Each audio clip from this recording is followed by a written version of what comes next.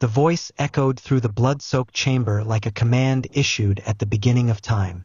The clowns froze mid-step. Even the walls, breathing, twitching, went still. The man who stepped out wasn't a clown. He wasn't even afraid of them. He wore a long black coat, soaked in ash and rain. A red smear across his jaw, not makeup, a scar. His eyes met mine, and I saw it. Recognition. "You don't know me," he said, "but I knew your father. Before all of this.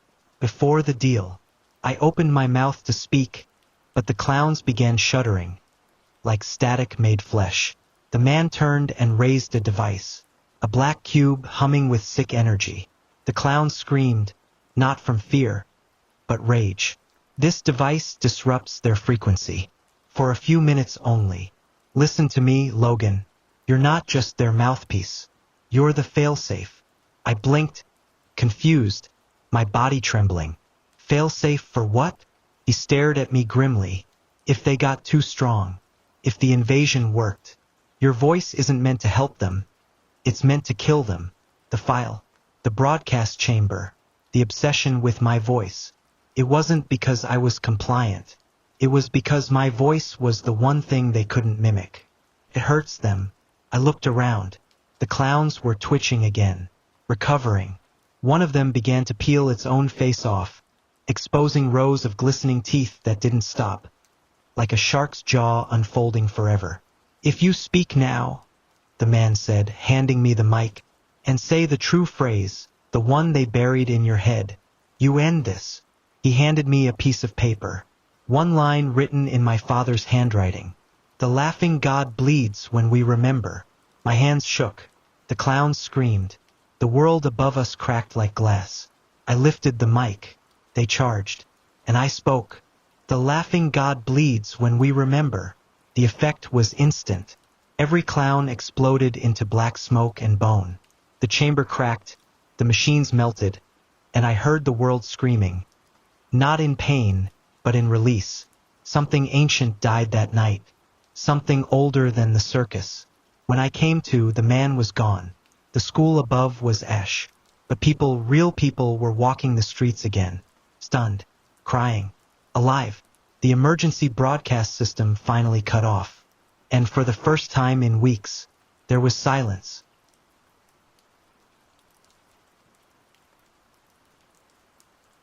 Three knocks. Then that honk.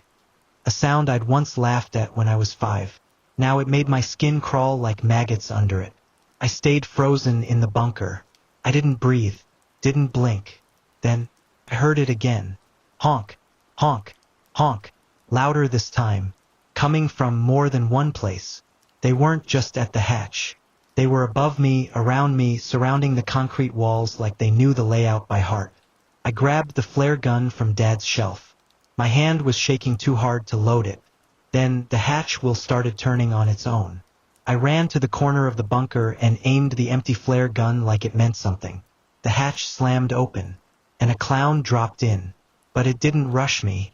It stood there, 7 feet tall, skin like smeared white paint over wet raw meat, mouth stretched wide in a smile that didn't move, red balloon tied around its wrist like an accessory from hell. Then it spoke, in a voice that wasn't clownish at all. It was calm, deep, and sounded just like my dad. "You are the son of the bargain." Another clown dropped in behind it, and another, filling the bunker, squeezing through inhuman gaps in the walls, twisting their limbs like broken puppets. "He gave us time. We let you grow." I whispered, "Why?" "Because the end needs a beginning, and you are the only thing human enough to be believed." One of them reached for my arm. I screamed and fired the unloaded flare gun out of instinct. Click. Nothing. But the clown didn't hurt me. It gently placed something in my hand. A file. Old. Government labeled. Burned around the edges. Stamped with a phrase. Project Canticle. Level black clearance. Subject name. Micah Reeves. Classified. Experimental Compliance Agreement. Family members monitored. 1. Status. Awaiting activation. My dad's name. And mine. I looked up. The clowns had stopped moving, waiting.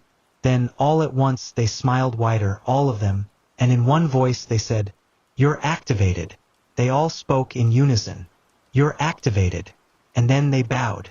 Not mockingly, not with a grin, like they were honoring something ancient. Me.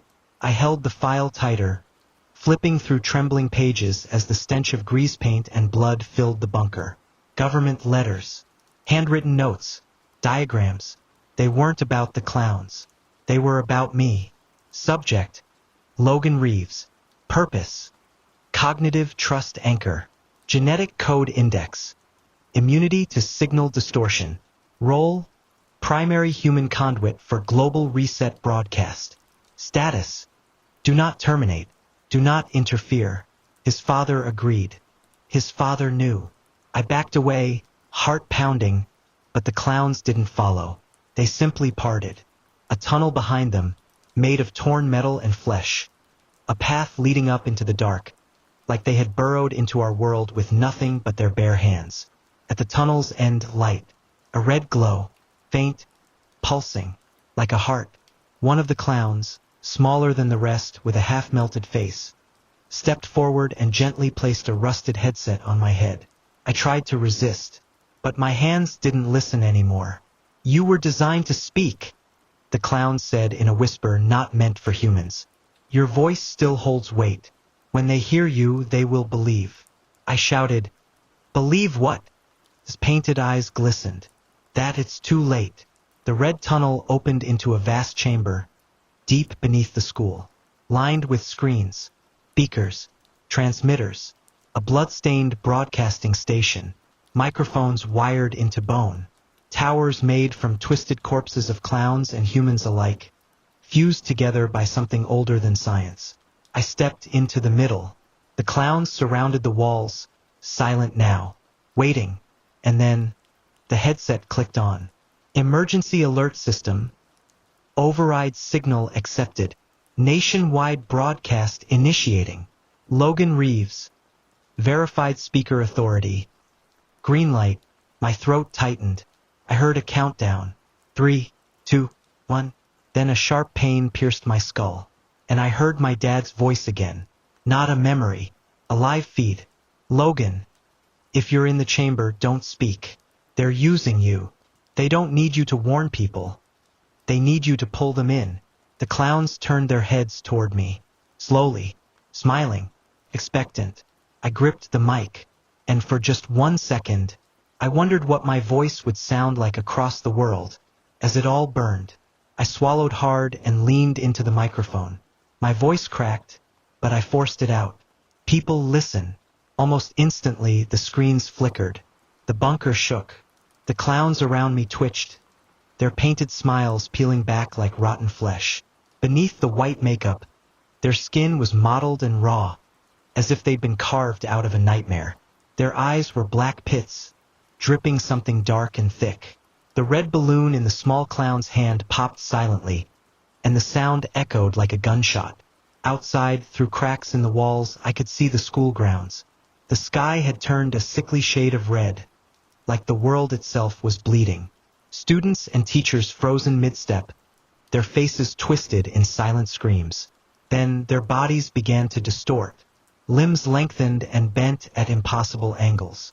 Their skin rippled, melting into grotesque shapes, some growing extra mouths, others shedding skin like snakes. The sound a wet, tearing slither. The clowns turned their heads all at once, locking eyes with me. "You have begun the reset," the voice in my head whispered. Not theirs, but his, my dad. The pain in my skull flared. I crumpled to my knees as the headset pulsed, flooding my mind with visions of the world unraveling. Buildings warped and twisted like paper. People transformed into these things, half clown, half nightmare. I could hear the distant honking, growing louder, multiplied by thousands. And then a message, clear and cold. "You were the key. Now you will be the door."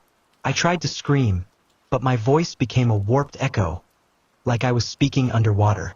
The clowns closed in, their mouths stretched impossibly wide as they prepared to consume what was left of me. But before they could reach me, a A new voice shattered the chamber. Stop! A figure stepped from the shadows.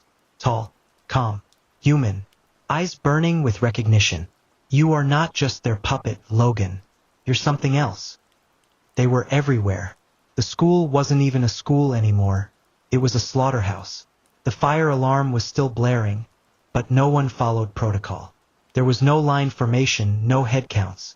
Just screaming, stomping, and doors slamming open too late. I ran through the second floor, ducking under broken light fixtures and skipping over blood trails. One girl was crawling away down the hall, sobbing, her ankle twisted and bone poking out, and still the clown following her didn't run. It just walked slowly, patiently, until it reached her. I turned away. I didn't need to see what it did next. I grabbed a fire extinguisher and bolted toward the gym wing. That's when I saw two clowns standing in front of the locker rooms, faces turned toward me. One had no eyes, just smeared black makeup and red veins. The other had teeth, too many. They looked filed, crooked, like bones chewed into points. I froze. I was dead. I knew it. They didn't move. The eyeless one tilted its head, and then it stepped aside. The second followed, and both watched me, just watched. I didn't wait. I ran past them, down the corridor, chest burning, legs screaming. Not a single hand reached for me. They let me go. Why? I ducked into the janitor's closet and locked it from the inside, heart slamming like a bass drum. I fell to the floor, pulled out my phone, and texted the one person I knew would answer. Me, Dad, please answer. Something is happening. They're clowns. You were right. 3 dots. Then, Dad, get out. Now, go to the back field. I buried a key behind the scoreboard. There's a trapdoor. It leads home. I'll explain. Just go. Then, Dad, they won't hurt you. Not yet. But they know who you are. My blood ran cold. What the hell did that mean? Outside the closet door I heard boots. Squeaking shoes. A squeaky nose honked once. Slowly. Deliberately. And then the voice came, like a balloon deflating through razor blades. Hi Eithorith there, Logan. They knew my name. I didn't open the janitor's door. I waited. That voice, the one that said my name, it didn't move. I heard it breathing. I heard it smiling. And then, just like that, it was gone. I counted to 300 in my head. Then I moved. Out of the closet. Down the hallway. Through the shattered emergency exit into the backfield. I expected to be chased. I wasn't. There were students screaming in the distance. Sirens. Somewhere, glass shattered. But here, in the wide, empty grass behind the football scoreboard, it was dead quiet. I dropped to my knees and clawed through the dirt. My fingers bled. My breath caught in my throat. Then I hit something metal. A key, just like Dad said. Behind the scoreboard, near the concrete wall, I found a small square panel covered by fake turf. I ripped it open. A steel hatch waited underneath. It wasn't rusted. It wasn't old. It was polished, like he had cleaned it recently. I opened it and climbed down into darkness. The ladder led to a narrow tunnel, concrete walls lined with old posters, flashlight batteries, water bottles, gas masks, handwritten maps. Dad's handwriting was everywhere. He'd planned this for years. But here's the part one can't explain. When I reached the bottom of the tunnel, the lights flicked on automatically. And written on the wall in what looked like blood were 5 words. We remember what he did. They weren't Dad's words. And they weren't mine. My breath caught. I turned, and that's when I saw something move in the dark corner of the tunnel. Not a clown. Not a person. Something tall, thin, hunched, his back turned to me, breathing slow and wet, like it didn't know I was here. But the moment I stepped back, it stopped breathing, and it said, in a voice like 100 children whispering at once, "He left you for us."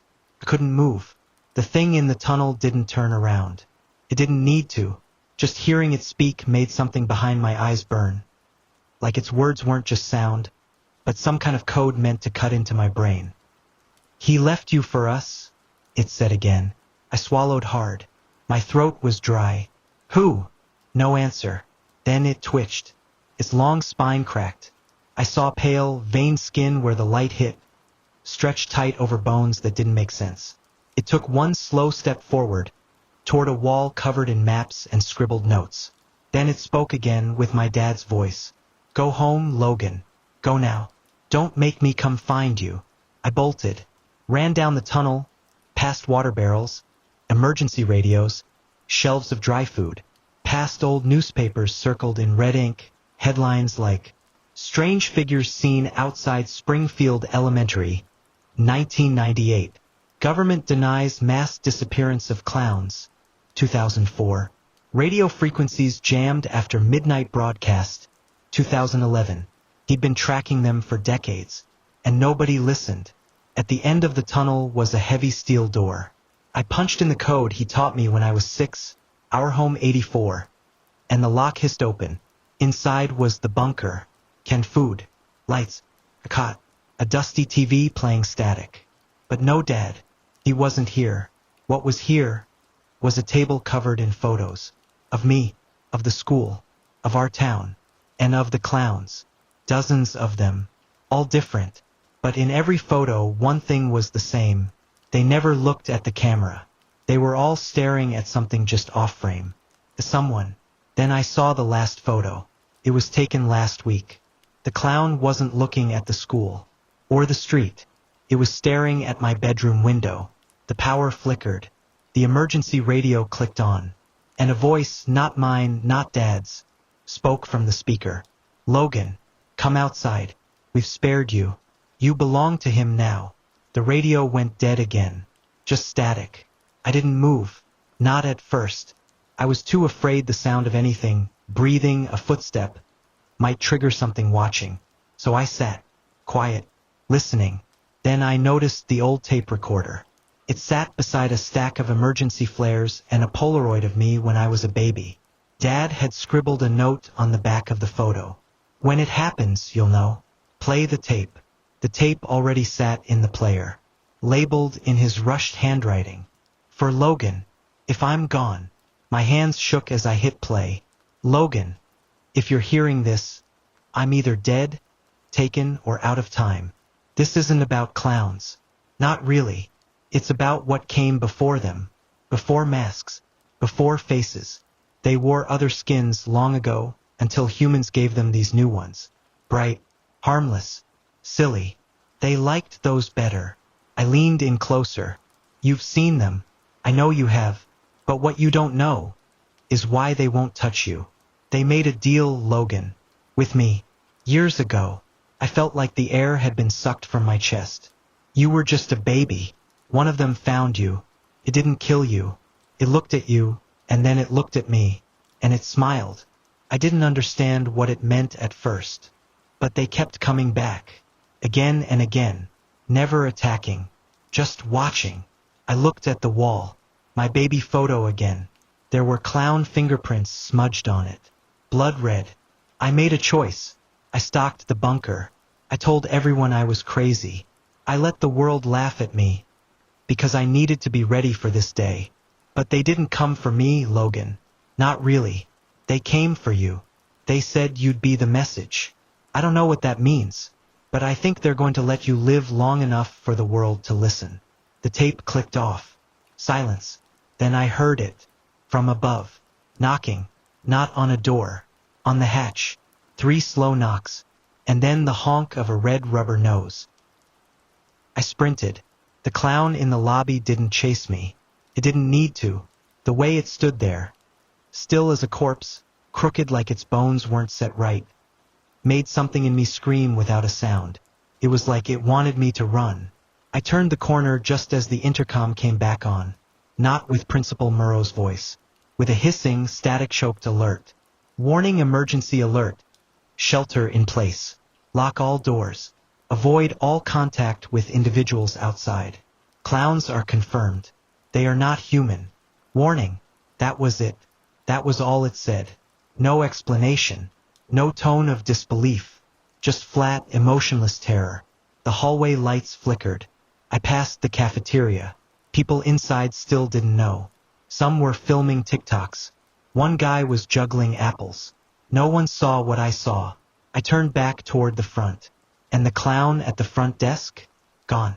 But blood was smeared across the tile now, long, wide streaks, like someone had been dragged. A scream tore from one of the nearby classrooms. Then silence. Another alert went off. A siren this time. Deeper. More primal. That's when everything fell apart. Students poured out of rooms, panicking. Phones were up, alarms going off. Teachers were yelling. One kid ran past me sobbing, shirt soaked in blood that didn't look like his. I ducked into a stairwell and slammed the door shut behind me. Then I heard the laughter. Not like a person, like metal scraping through lungs.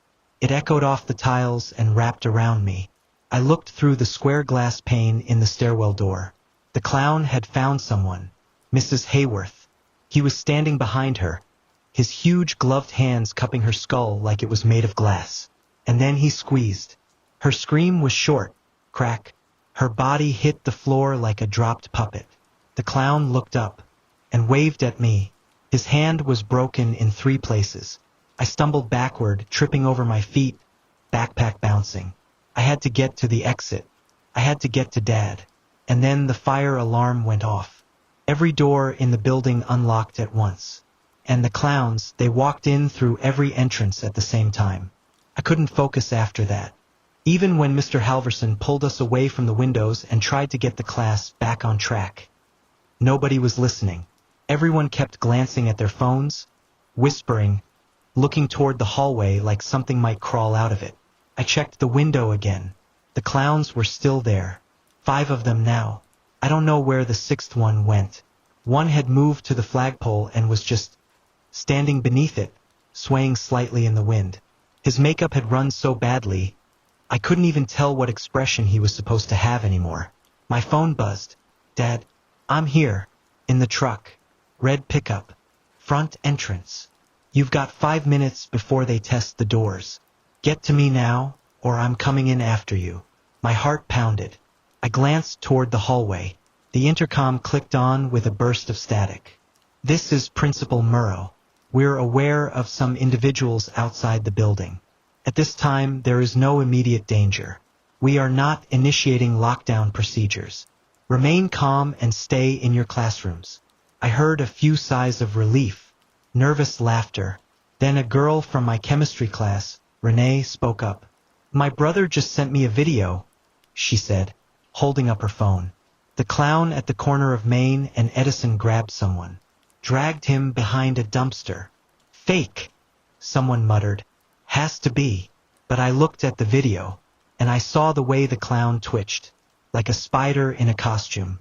The man it grabbed didn't even have time to scream. He just vanished behind the alley, legs kicking once before they were yanked out of frame. Everyone in the background had been filming. No one helped. I stood up. Bathroom, I muttered, already heading for the door. No one stopped me. Out in the hallway, things were quiet. Too quiet. I could hear the hum of the vending machines, the steady rain hammering the rooftop, and the occasional click of footsteps echoing from classrooms. I walked faster. My locker was 2 turns away. I fumbled with the combo, nearly dropping my phone. When I opened it, sure enough, there it was, the emergency backpack. Black canvas. No label. I unzipped it. Inside, flashlight, radio, tactical knife, a can of chili, and a loaded pistol. My hands started shaking. My dad really had prepared for this, and I'd laughed at him. I zipped it back up and swung it over my shoulder. That's when I heard it. Honk, not like a car horn, like a clown horn. Honk honk. It echoed down the hall. Hollow, wet. I looked toward the front of the school. Through the glass doors I saw my dad's truck. He was standing outside it now, waving both arms, screaming something I couldn't hear. Then he pointed at the building, at me. And behind me, the clown that had vanished earlier, the 6th one, was standing inside now, just behind the security desk. No sound, no footsteps, just there. His mouth was open in a grin that looked too wide to be part of any mask. The makeup on his chin was dripping red. He held something in one hand, a piece of a teacher's ID badge. I turned and ran. 3rd period was dragging like always. Mr. Halverson's monotone voice rattled through the classroom while rain tapped the windows like impatient fingers. I was slouched at my desk, half asleep, when my phone buzzed in my hoodie pocket. I checked it under the desk. Dad, Logan, they're outside. Turn on the news if they haven't cut it already. I'm on my way. Get ready to leave. Don't go out the side exits. And listen to me this time. I stared at the messages. Clowns? No, hey, how are you? No, hope school's going okay. Just clowns. That was my dad for you. Ever since Mom died, he went full bunker mode, canned food, bottled water, a full concrete shelter under the garage. I used to think it was kind of funny. Then I stopped laughing. Another buzz. Clowns aren't human, Logan. They mimic. That's how they get close. Don't trust them. Don't even look at them too long. I exhaled slowly and shoved my phone away. Typical dad. One of his weekly warnings. A few weeks ago it was something about satellites and microwave frequencies. This week it's killer clowns. Maybe next week it'll be the moon. Then someone near the window said, "Yo, what the hell?" I looked up. A few kids were standing at the back of the room, pressed against the window. Even Halverson wandered over, muttering something about staying in our seats. I joined them, and that's when I saw them. 6 of them, maybe more, standing in the parking lot, completely still, drenched in the rain, like they'd been waiting for hours. The water streaked through their face paint, turning it to something sludgy and rotten looking. One had a bright yellow balloon. Another clutched something metal, sharp looking. Couldn't tell what. No one moved. Not them. Not us. They just stood there, watching. At first I thought it was some kind of prank. Publicity stunt. But something felt wrong. Deeply, horribly wrong. Like they weren't people dressed as clowns. Like they were clowns dressed as people. "Is this a senior prank or something?" one girl asked, her voice shaking just enough to notice. No one answered. My phone buzzed again. "Dad, they're testing the perimeter. Looking for weak spots. Go to your locker. Bottom shelf. Emergency bag. I left it there 2 weeks ago. You have 10 minutes. If the school goes on lockdown, I may not be able to get you out." I swallowed hard. My mouth was dry. Someone outside screamed. Just a quick, sharp burst. Then silence. We couldn't see where it came from. Just more rain and the figures in the parking lot. One of them was a few steps closer now. Just barely. But no one had seen it move. It was smiling. Way too wide. And I swear to God, it was staring right at me.